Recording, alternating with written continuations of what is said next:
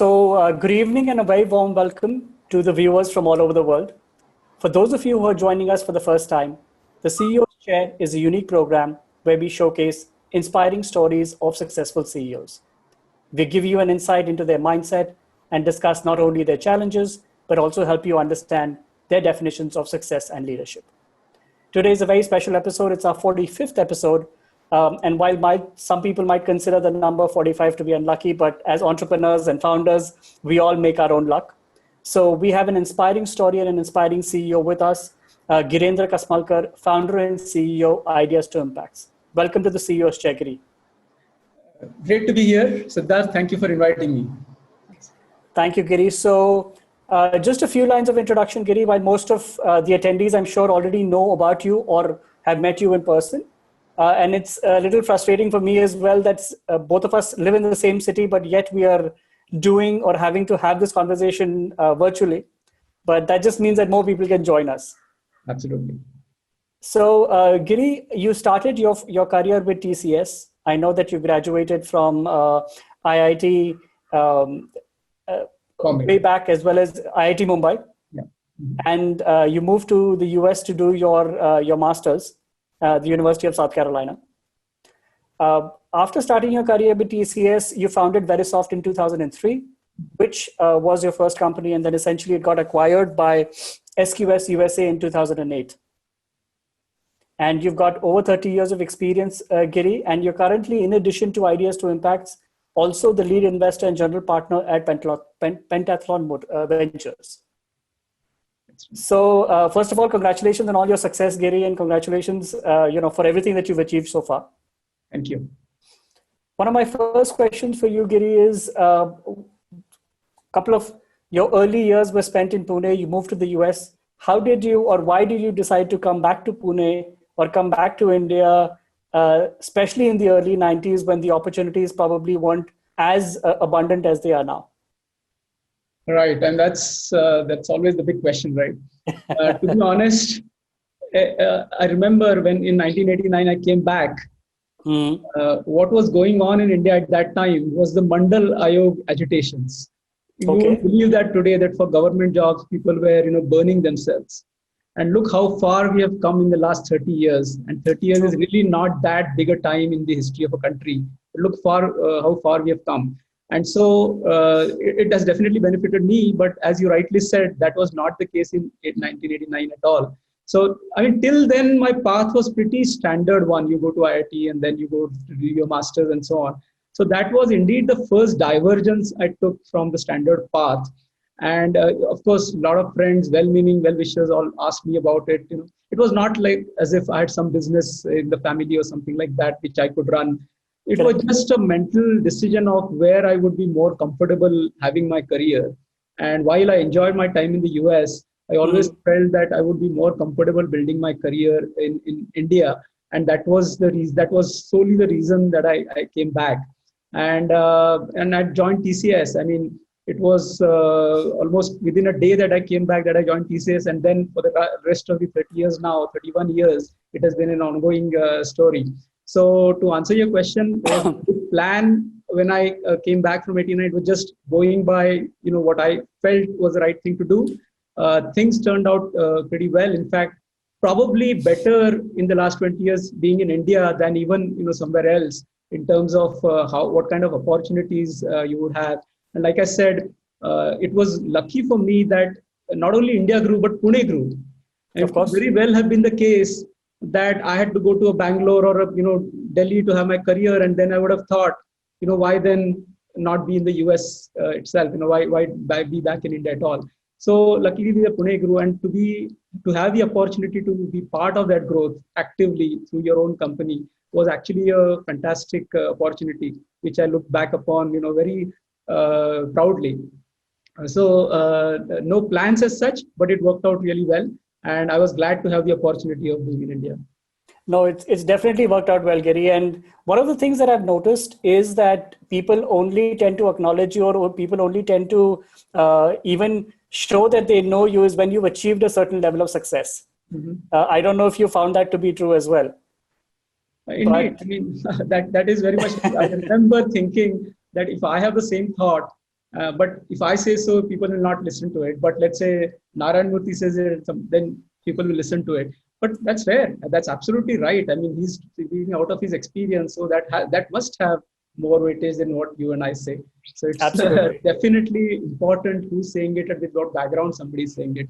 So that's very true. Now, you came back to India, you joined TCS, and TCS, from what I can probably recall, must have been very different back in the 80s and the 90s than it is now. Yes. Was there a specific incident or a catalyst for you to say that, listen, I'm done with my corporate journey in 2.5, 3 years, and now I want to start Verisoft, which is something on my own? To be honest, I mentioned that coming back to India was the first divergence. Mm-hmm. And once you take that divergent step, you always want to make it count. Then from that point onwards, it was always in my mind that I have to do something different. Otherwise I could continue in the TCS company, and then what would happen? I would get some assignment in the US or Europe or wherever, and then I have to go back to the US. Correct. And that's where I felt that having come back and taken that divergent step actually helped me to decide that I indeed wanted to do something different and not do the run-of-the-mill job, which would have anyway taken me back to the US. So that was important, that I did something that was different from what most people did. And that was the seed to my entrepreneurial journey 2.5 later, I think. Absolutely. No. And you honed in on a business idea, which was testing, which in your own words is not very glamorous, but it is very crucial to the IT industry. Yes. And it was successful because within 5 years, you actually had the company that you had built from scratch, Verisoft, acquired by SQS. So how did you pick the idea of testing to start your first business? There is a backstory to that. And I must say that when I left TCS, it was not the testing idea that I had. It was the CAD/CAM consulting. I was a mechanical engineer. I was in the CAD/CAM consulting group of TCS. I was only the 10th employee in that group. I was very early. So I got really good opportunities. And that is why when I started out on my own, it was the CAD/CAM consulting thing that I was doing. And to be honest, when I started on my own, if you ask me if I had a business plan or anything like that, there was nothing like that. Absolutely nothing like that. It was just an urge to do something. And to be honest, it was in those first 4 or 5 years of CAD/CAM business, consulting business that I was running, is what I call my MBA. I had no business background, I had no MBA, but this actual on the ground training that I had was what actually prepared me for the future journey, which is the testing, which I'll come to answer your question. But the point of that first 5 years was that I actually took the plunge, learned on the job. And that is how I was prepared when the opportunity of testing came. Suppose I was in a job at that point, 5 or 6 years later, and I got my first testing project, let's say. I probably would not have taken the plunge at that time. It would have looked too small or something like that. But because I was in the field, I always say this, you have to be on the field for the ball to come to you. If you're on the sidelines, the ball doesn't come to you. So that was the value of that first business. I mean, I can safely say that, that surviving those 5 years itself was success. It was not, it was just by myself. I was doing some consulting. It grew to about 2 or 3 people at the peak. But the lessons that I learned were very important. And that is what put me in good stead for the next stint that I was doing. So that is the importance of that period, the training that I had. You learn a lot of things just by meeting a lot of people. I always say that the hard work that you put in is more about the data that you're collecting. You meet a lot of people, you travel, the projects that you win, the projects that you don't win, everything is a data point. But then also analyze it to see what is the opportunity in it for you. I mean, the same data, different people could look at from different ways. And it's really the unique perspective that you have that makes it a successful business. And that's what happened with testing. Because I was 5-6 years in that consulting kind of a business, I knew that testing is critical. People cannot do without testing.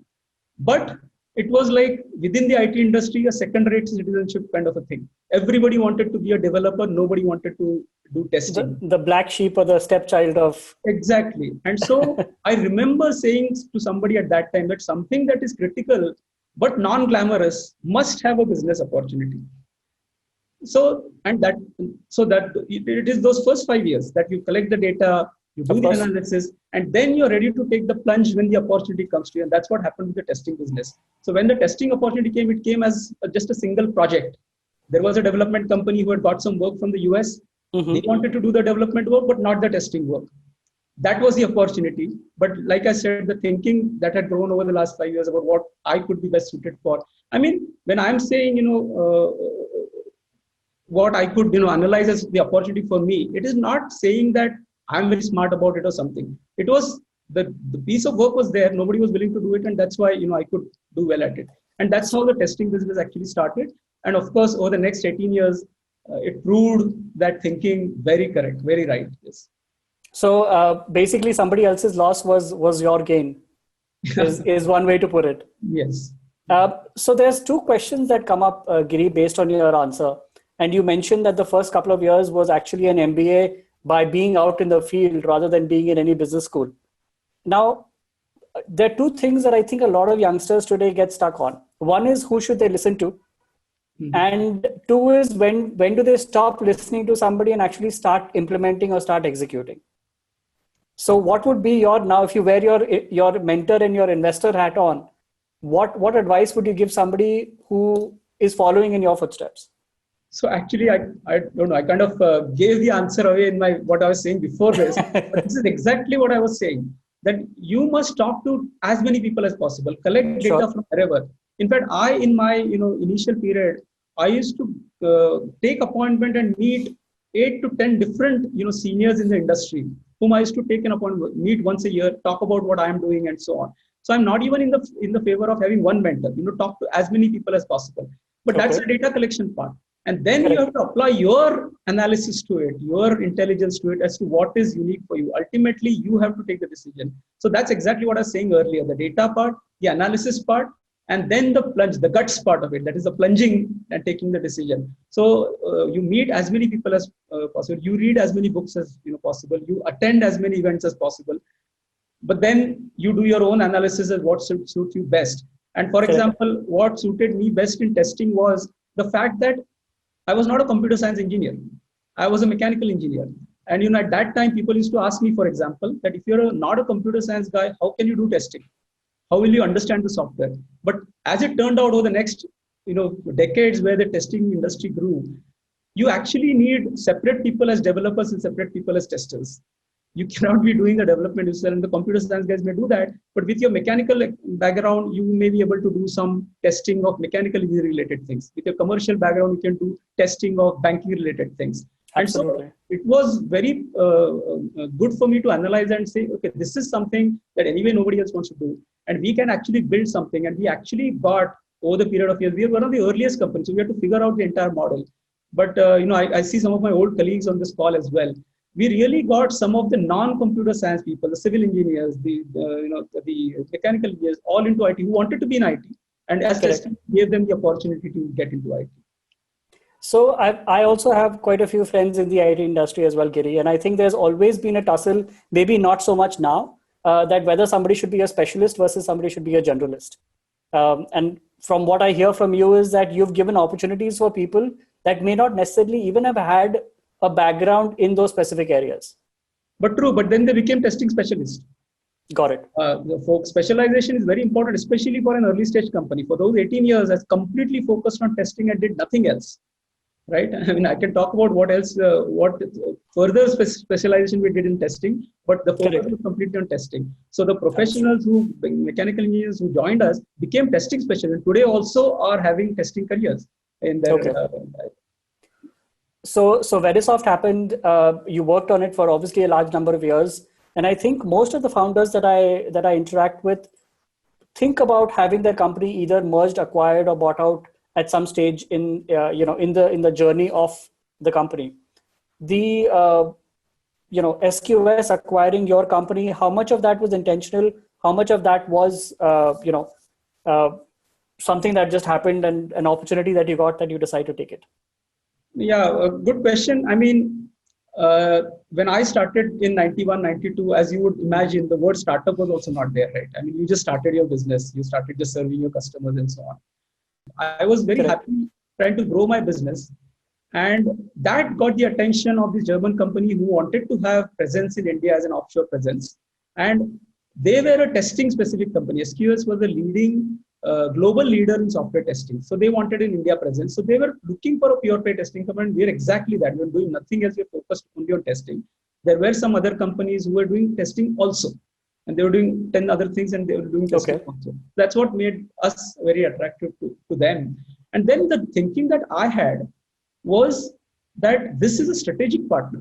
I would have looked for, I was not anyway looking for a financial partner. I was looking for a strategic partner who could give business, except that these people wanted majority stake. So they wanted to acquire. So if you look at the company's prospects or even the people in the company's prospect, not just mine, for the growth of everybody, it was fantastic because this company was a European company. You mentioned SQS USA. Actually, that's a slight correction there. SQS USA was nothing but very soft. My own company's USA office, which became SQS USA as part of this acquisition. The company was actually German headquartered and London Stock Exchange listed. They were a European company. So it was a very good growth path that we gave them US, we got Europe from them. You know, they had a lot of enterprise business in banks and manufacturing companies. We had a very interesting offering games testing. We used to test video games, for example. So it was almost a match made in heaven. And that proved true over the next 7-8 years that I remained with them and headed the SQS India operations. We grew from about 130, 150 people to close to 1,000 people in the next 7 years. Yeah. So working with people across cultures, working with people across different time zones, Giri, you've been doing that for a couple of years now. Any one piece of advice that you would want to give somebody who's in a career, and now we're all working in a global, essentially a global village, right? Where just in India, we have so many different cultures and so many different backgrounds. For somebody that has to work with people across different cultures or different nationalities, is there one specific piece of advice that you would like to give with regards to their communication style? I mean, there are cliched answers to this question, how we nod our heads and those kind of things. But to be honest, I mean, this problem has reduced much to a large extent as opposed to what it was 20 years back. That time when we used to go to the US, it was a completely, in the 90s I'm talking about, late 90s, that was completely different. Today, that integration has happened so much that it is very common, for example, for Indian teams here to lead products of companies in the US and so on. So to my mind, actually, this issue is not there anymore at all. So I can't think of a specific advice. I mean, by working with people, ultimately, you have to be confident of what your strengths are. I mean, all those communication issues that you talk about go away pretty quickly once people understand what your capabilities are and what you're bringing to the table. So having that confidence with us is important. Other than that, I don't think that there are any specific, tricks and tips or something like that. Tricks and tips, I think, that I need to, go into because people are very aware of that now. Yes. I think that in itself is a great answer because what we call, there's almost a global business code per se of doing business now. Yes. There aren't as many differences between us as there used to be back in the day. Right. That being said, so Verisoft, SQS, and then you weren't content to be able to take a step back and just relax and enjoy your retirement. You wanted to do something more. You wanted to be able to give back to the next generation as well. Yes. And in fact, that is where I was going to go back a little bit to I talked about the startup period when you're trying to grow, you are wanting to have a focus and you get and analyze and so on. This next period of SQS, where we grew it from 130 to 1,000 people, was also quite a bit of learning for me. Of course. And I'll tell you why. I talked about the games business that we had. Now, I'm no gamer. But we learned while doing the testing business that if you want to grow, you need to be in some kind of a vertical. You got to be in a particular vertical. Otherwise, you are commoditized. You are doing horizontal testing. And of course, we were too small to do banking or insurance or something. That's why we got into games testing. Now, there was a lot of work to be done initially to get that games testing going. And, we did that. But what happened later on was once that team was established, it became some 50 people or something. I pulled myself out of it. Okay. And let the managers take it over. And I moved to another area, PLM, which was a growth area for us. So what that makes you do is, a couple of things happen when you do that. One is your own interest. You know, if you're entrepreneurial, you want to build something new. So if you build this games testing practice and it has become very large and you're working with Warner Brothers and so on and so forth, that's fine. So that you want to do. But once it's settled, for your own interest, you want to move to something else, which you want to again grow. So what I was trying to say is within Verisoft, we are trying to build these new businesses within that, which kept me quite interested.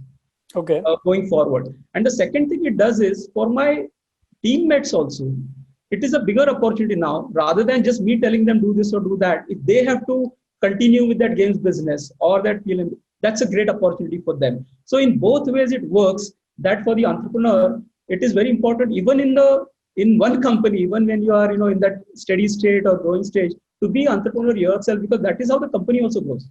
If I had said that games testing working, let me focus on just that, we would have remained a games testing company. But then we got into PLM, and that area again became big and so on. So at least I can say that through that period, I kept myself interested and engaged, trying to do different things, and that in turn also caused the growth of the company.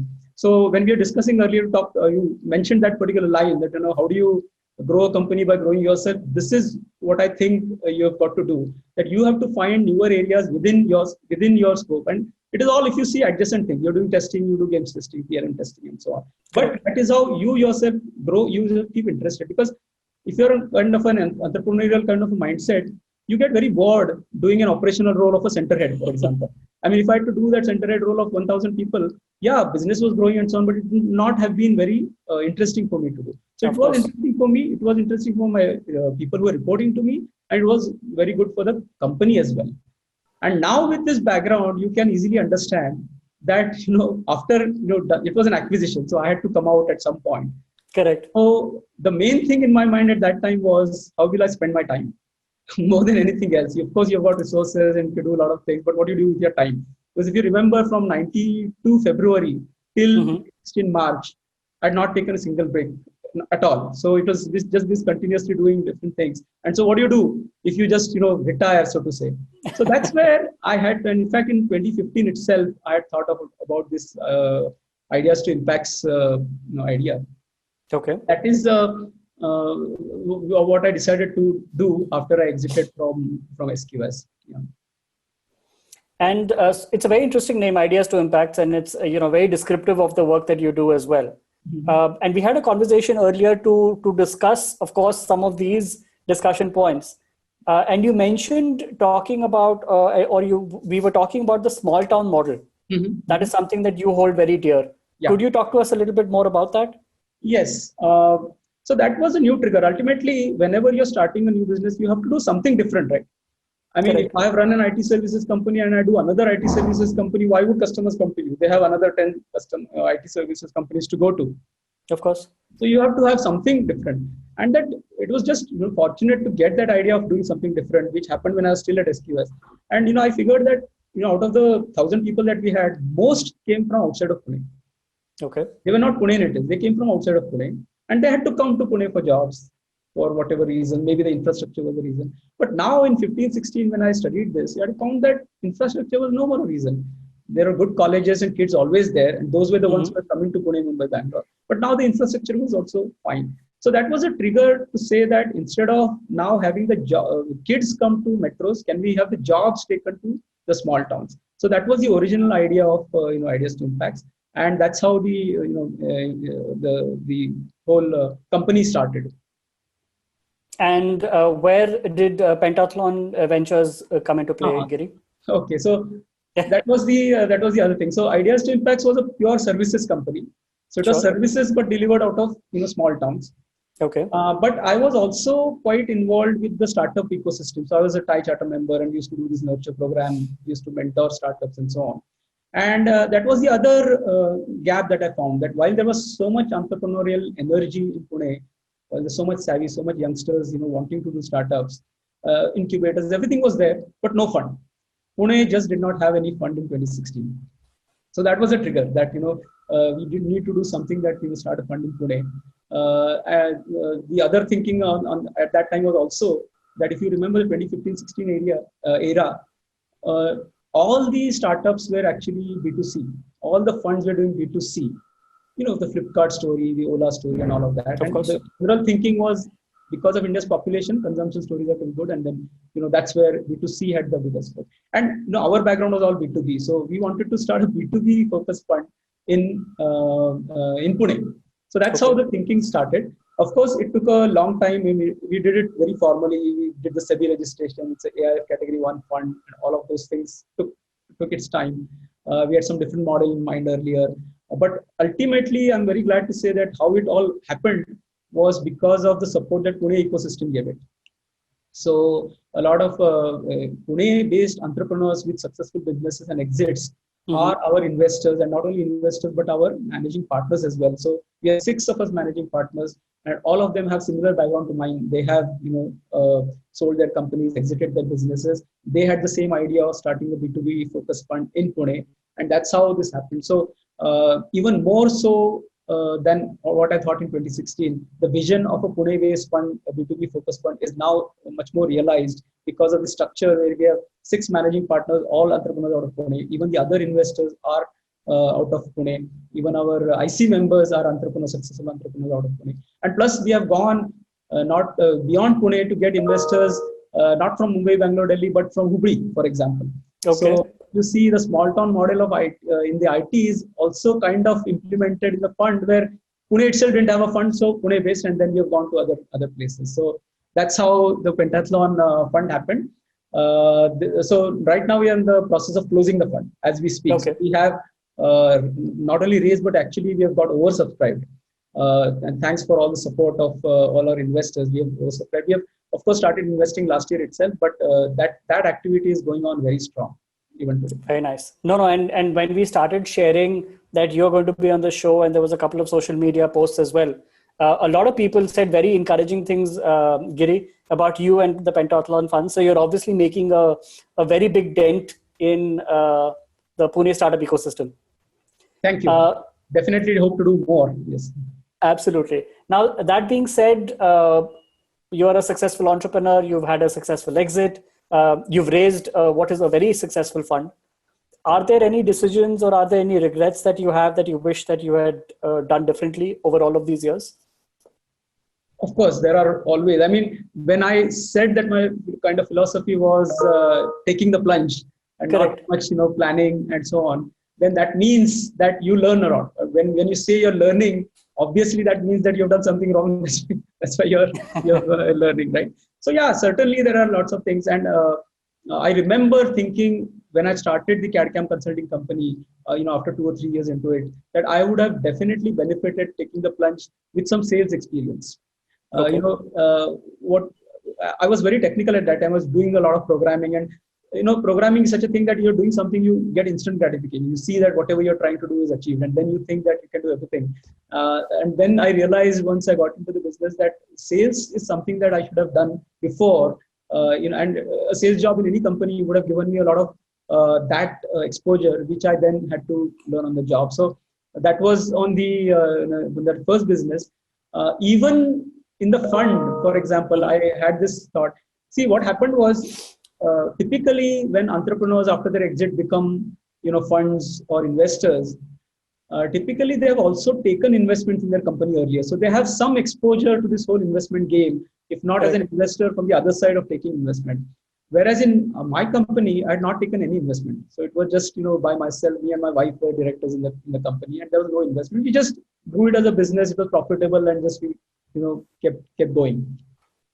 So from that perspective, also I felt that once I started the fund, I would have been much better placed if I had some investment background from either side. Either if I'd done some angel investments, or if I'd taken investment in a startup, then I would have been a little bit better prepared. But like I said earlier, that you could wait for building all of this knowledge and so on. For example, I don't have an MBA, I said earlier, so finance knowledge is always something. You could always wait for getting that, all that knowledge, being in perfect shape and all that, and then you don't take the plunge. Then it's no, there is no point to that. So I do think that if I'd known all of these things and so on, would I have taken the plunge? Probably not. I mean, if you put in a business plan actually and then seen the numbers, and if I'd known finance, then probably would not have taken the plunge, for example. So I mean, no regrets whatsoever. So there are definitely things that I could have done, but no regrets, because starting early gives you the time to learn on the job. And so that is what is more important. Yeah. And it gives you time to make mistakes and recover from those mistakes as well. Exactly right. There's a very famous saying that says that don't let your education get in the way of gaining knowledge. Okay. So I think that is very appropriate in your case. Aside from regrets, Giri, what inspires you, or who are your role models that you look up to? Oh yeah. So I read a lot, and so you can see all the books behind me.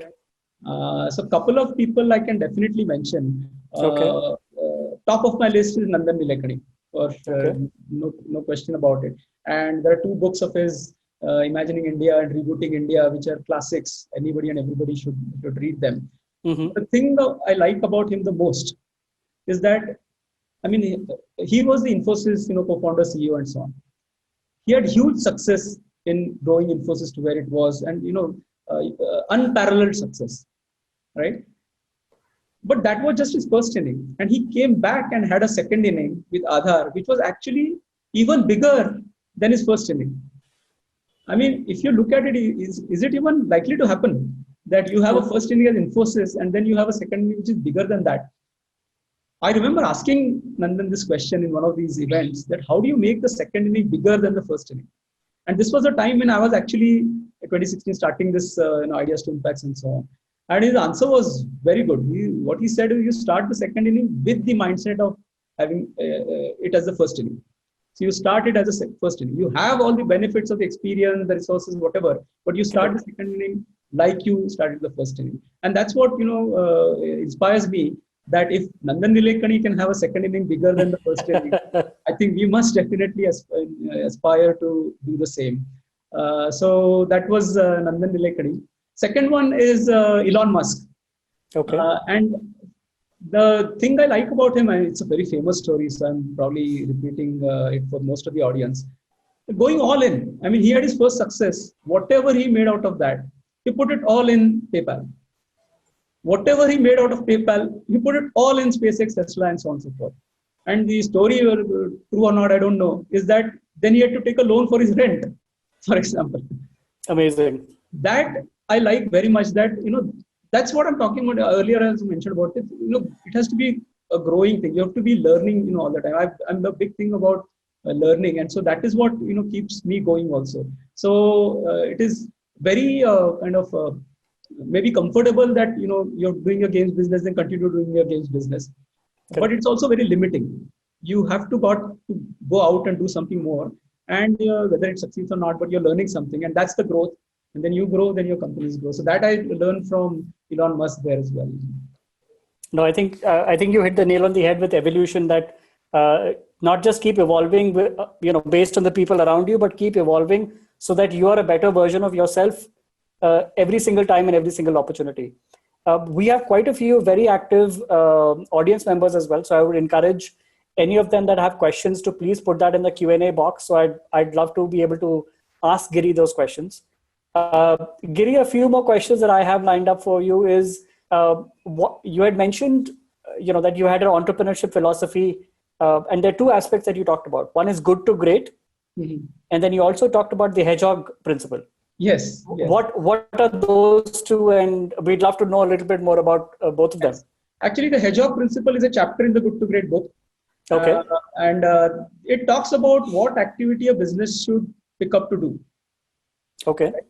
And there is a triangle that they talk about. How do you choose an activity? And the first angle of it is, of course, passion. That, if you have passion for something, then you should do that. And that is, almost a cliche now from movies like Three Idiots. And so everybody knows that you have to do, whatever you have passion for. Correct. I have a little bit of a reservation on that because, I feel that it is a little bit overrated, that passion part of it. And I'll tell you why I say that. For example, before I started the testing business, did I have passion for testing? So it is very difficult for a mechanical engineer to say that you have passion for testing, for example, right? Now, it's difficult for anybody to say that you have a passion for testing. Exactly. I think if you had met me in those 8 years, in those 18 years, you would have found nobody more passionate about testing than me. But that is the So you point. made it your passion. Yeah, passion can be built, passion can die. It is always passion. Suppose I ask you what is your passion about. You say I'm passionate about cricket. Now, were you born with that passion? No. I mean, you build that passion, right? Because of the Of environment, course. whatever. So that is what I. That is why why I call it overrated, because there are more important things that actually are bigger determinants of success, and that is that second angle of that Hedgehog principle, which is what can you be best in the world at. So that is a very important concept. If let's say ultimately you want to succeed in business, right? I mean, you want to compete with something, and passion helps, because if you're passionate, you can do some things effortlessly, and your competition, if they're not as passionate, then they need effort for that, and hence you can beat them. But the bigger element is this: if you can think about what you can be best in the world at, then that sets you right for doing the kind of activity. Of course, you have to have a passion for it, and you can build that. But this is the more important thing that you should be looking at. And where does this come from? That is very important. That's where you get a lot of data points and you do your analysis. What can you be best in the world at? What It's not what you are best in the world at. What can you be? Because you're talking about future. And the idea there is very simple. That let's say I'm a mechanical engineer. When I graduated, there must have been tens of thousands of mechanical engineers. So there is nothing unique about that. But now let's say you are a mechanical engineer and also you're interested in music. Now you are getting some kind of a smaller subset. Now add to that, you're also interested in social service, for example. Now you're really making yourself unique. Now, if you find that space where you can, you are really having that unique kind of capability, then you can be best in the world in that. So that is that second angle, which I think trumps passion any day. And that's why I say that passion is a little bit overrated. This is something that you people need to really think of. And of course, the Hedgehog principle has a third angle of running the economic engine, because ultimately you want to do it sustainably. So money has to be at least to sustain yourself. But that's the Hedgehog principle. Thanks you asked, I could talk about that. And I've actually used that when we started these ideas to impact business. I really thought about this, that how many IT professionals would actually be interested in going to small towns. It is not about being passionate or being smartest. It's the simple calculation of not too many IT people who want to go to their small towns. And if I'm ready to do that, I might have a lead over almost anybody in the world in doing that. So that was indeed very true that I'd applied this. No, I think that's a great point, and I'm glad that I brought it up. Speaking of the future, Giri, 2020 has been quite the defining year for all of us, both personally and professionally. How has that impacted you, and how has that impacted the business as well? And what can we expect from Giri, from Ideas to Impact, and from Pentathlon moving forward? Great. I mean, of course, we are sitting here doing this online thing instead of a physical session, and that's what definitely means that times have changed. And it'll be just one great example of how I think about it. I mean, you can always think of it as a challenge, but as an entrepreneur, you always want to think about what good has come out of it. And only I should tell you this. Today, I woke up at 2:30 a.m. in the morning, and you know what? It was my son's PhD defense in Stanford University. Wow. And we were able to attend it only because it was COVID and it was online. Otherwise, there was no chance that we could have attended his defense. Right? I mean, imagine attending a PhD defense session of your own son, and that opportunity came up only because it was COVID, and it was, and that's the reason we were all online and we could attend this session. This happened only today early morning, so very, very fresh example. That's amazing. That's how I look at it. Of course, there are different challenges. I mean, entrepreneurship is always about these kind of challenges itself, right? I mean, and opportunities. Sorry. And opportunities, is it? And opportunities, exactly. Correct. So you have to look for those, opportunities that keep you going. And that's what has happened in our businesses also. So, for example, this smart town model that we talked about.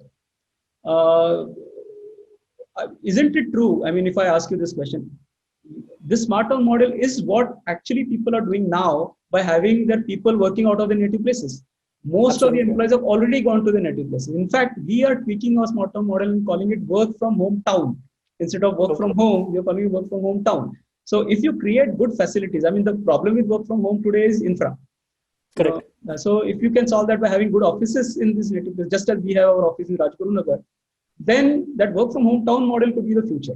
So we have started talking about that. So there are all these opportunities that we hope. I mean, just like Y2K helped the Indian offshoring story in 2000. I hope that the COVID situation boosts the smart town model or work from home town model in 2020. So that's how we look at it. Even in the Ideas to Impacts Hub, the building that we have, where we have the incubator, we didn't talk about that. It's a fund plus incubator model, and hence, because we are early stage fund, we also want that incubator to be there where a lot of companies could be there. That had, before this COVID hit, 350 people, 30 companies. It's a very thriving ecosystem of startups. And, for me also, because I talked about the learning part of it, the opportunity to meet 30 founders any day, you can just walk into them, was fantastic as compared to any other early opportunity that I had. So that is the kind of ecosystem that we have created. There are a lot of startups there, a lot of experienced founders as well as very young founders, and they can mingle and get benefited out of that, interaction that happens. We do a lot of events. Now, Absolutely. What happened in COVID? There were like 100 events that happened within 1 year. Now all those events are happening online. And our CEO Tushar is also attending this. I saw him. He is now doing online events. Now we are able to get international speakers, which earlier was not the case because you had to invite people who were in Correct. So there are always this flip side, this opportunity that you have to look at, and that's what I think. Even in the COVID situation, you can always find that. I mean, by no means am I saying there are no challenges. There will be challenges. Of course, there are challenges, but you have to at least think about what can happen, and eventually that will happen. Even in this, the two solutions that I'm saying, it's not happening immediately. It will happen when things start recovering, but the thinking, the mindset has changed, and you have to work on the mindset and get those things done. No, I think those are great points, and I think there's actually an event, an online event that is scheduled for tonight as well. If I remember correctly, I'd received an invite for it. Yes, I'm a judge on that panel. We are doing it Land and Expand event in the US. So startups from all over are going to present to US. So you woke up at 2:30 in the morning, and now you're going to attend and judge an event at 10:30 at night. Yes, nothing new. No, I think it's very. Yeah. I'm sorry. Go ahead. So, I mean, yeah, we had discussed this point actually. A lot of it. I mean, I must say, hard work is definitely part of whatever you do. I mean, people are, a lot of it is about, working smart, but to my mind, everybody is smart. Everybody will, given the choice, work smartly. But to my mind, smart work is almost like a hygiene factor. Correct. It is really the hard work that differentiates and beyond the smart work, and that's what gets you ahead. So I just want to be, having all the action all the time. So the moment you're doing these kind of sessions, it's not just that you're being there; you're also learning something. Even when you're attending and given this talk, for example, what I'm really looking forward to is some of the questions that will come to me and which will give me some kind of a learning opportunity. So that learning is very important. I know we are getting to the question and answer session, so I'm kind of preparing the ground here, Siddharth. But learning is important. Not just people typically learn from failures very well. If something doesn't go right, then they'll analyze and find out. But I feel that learning from success is also very important. Why something worked? It is not just because you are great or something, but something happened that made it work. So learning that is also quite good. And so that keeping that learning going is, I think, in my mind, very important.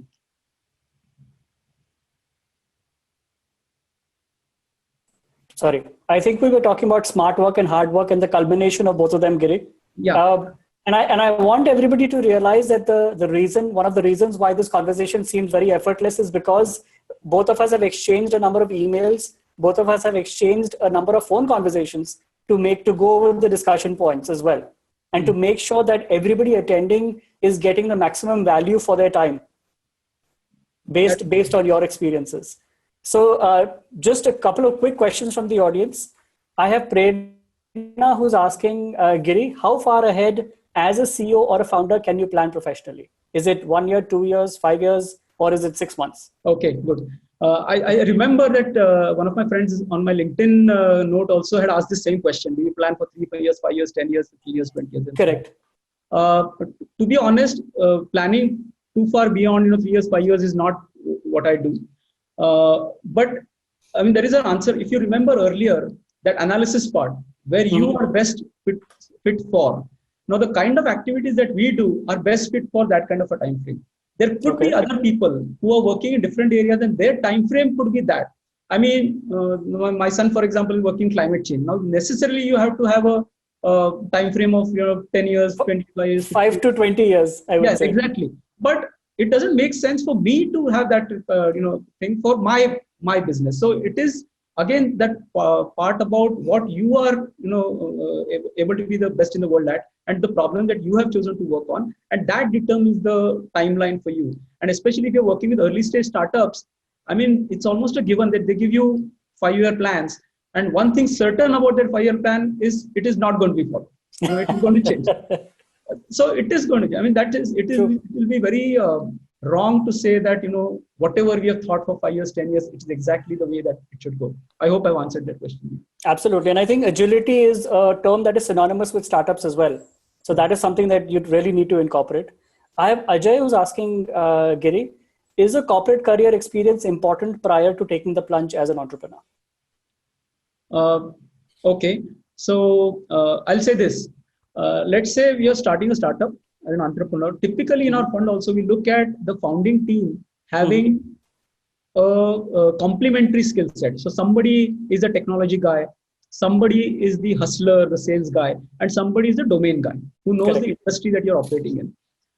Now, it is possible that the technology guy or the hustler are young guys. They need not have experience, but it is very difficult to have domain experience, especially in areas such as healthcare and manufacturing and so on. There is just no shortcut. You have to spend that time. And so from that perspective, if you are going to be in certain areas, you have to have that, years of corporate experience, just to learn that domain knowledge.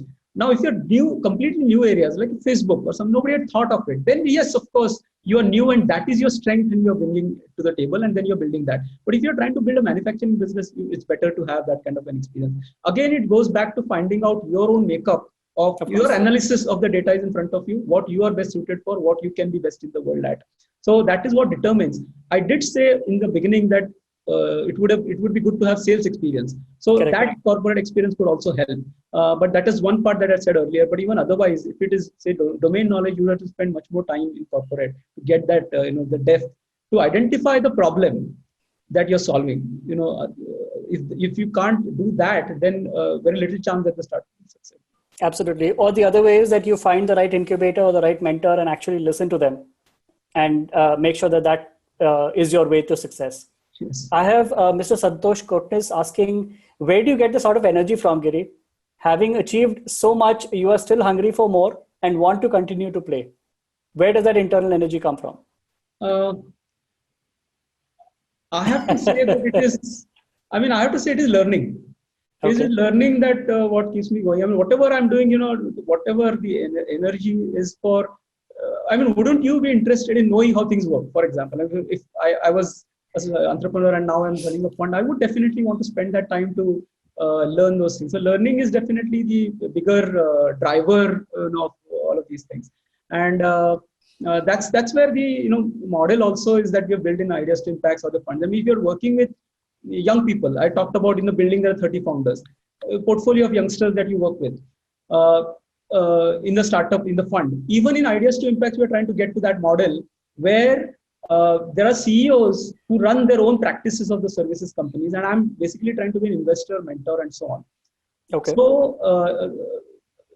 So I'm learning to be that investor and mentor rather than trying to run my company, run the company myself. If it was running that company again myself, Santosh was right that I could get bored of it and so on and so forth. But if you're trying to do something new, I have that belief that actually the youngsters will run the company better than even what I can do. And what I can help them more is with the experience or with the funding or with the mentoring and those kind of things, but they can run it better. Now it's better. That model works for them also better and for me also better because I'm learning. Now, instead of one company, I'm having 10 companies that I can look at. So imagine, that's the kind of learning that is happening. And so that definitely keeps me going. No, that thirst for knowledge and that positive energy is very, very obvious, Giri. And that's something that I've noticed even when we met for the first time. I have another question from Suraj, who's asking about what stage do you invest in and what do you look for while investing in startups? Okay, so as I said, we are B2B tech focused, so we don't invest in B2C. And that too early stage. Early stage meaning there is a product, there are some revenues, but by no means, significant revenues. And our target is to take these kind of companies to a Series A kind of a level where they are at 1 million plus kind of an ARR. ARR is annual recurring revenue. Sure. So then what we are looking for in that company is, what kind of problem they have chosen. So what is the market? Is the market big enough for that, for the startup to succeed? Then what kind of solution that they have? Is that solution scalable? Otherwise, it works in the first case and doesn't scale, then doesn't work. And the third thing is the founding team. I mean, I talked about that earlier. The complementary fit is there or not. So these are the three things. Of course, I mentioned earlier that we are looking for early traction. Correct. To have that kind of data points. We're not looking at completely idea state. We're looking at some traction, and then we are looking at these three things. Okay. And then one of the last questions that I have is from Kim, who is saying, in your opinion, what role should an investor play in a startup's journey? Okay. So I think you've made that pretty clear that you are somebody that would like to share your expertise and to share your industry knowledge, and of course, guide the startups as well and let them run the operations bit. No, absolutely. So ultimately, the entrepreneur or the founder runs the show. There is no question about it. I should not be unhappy if I'm giving some advice and that advice is not being taken as a mentor. Because that person has to take that decision. I mean, if that founder is saying, I'll do whatever you are saying, then that is not a great thing in a founder, right? So investor is there to support. I mean, investor is trusting your plans, and you must pull, I would say this, you must pull the benefits out of the investors or the mentors or whoever we're talking about, rather than expecting them to do certain things. In fact, I have this famous, I used to say this to even my reportees, that treat even your boss as a resource. Whatever you are trying to do, see that if you can use the boss as a resource and get things done. So essentially, you have to be the driver, not the driven. And, if you be the driver, then you'll also think of your boss as somebody that you can seek some help from, get some contacts or something like that. And that is how it works best. So especially true in the case of founders, but in even in corporate hierarchy, I've always felt that people have to be drivers rather than driven. It takes care of boredom, it takes care of stress, because now you're doing it, you have the agency, you'll do something like that. And in fact, I feel that whatever you're doing, it should be more external than internal in any role. So in the sense that you can always be a good boss to your people and so on, but your real value that you're bringing is what you're doing outside. So what kind of contacts you have outside? How do your peers respect you? How do your seniors respect you? Because that is what is going to bring value to that team.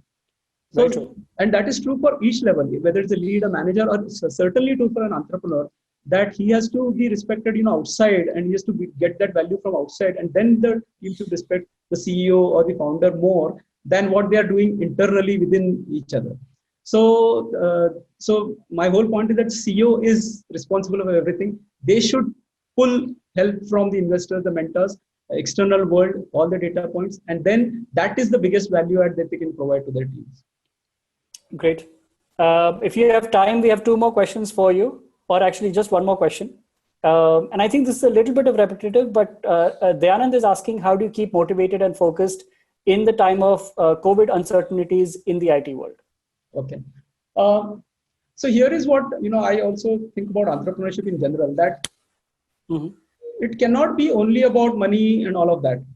There has to be some higher purpose that you're trying to achieve. And that's what keeps you going in the bad times.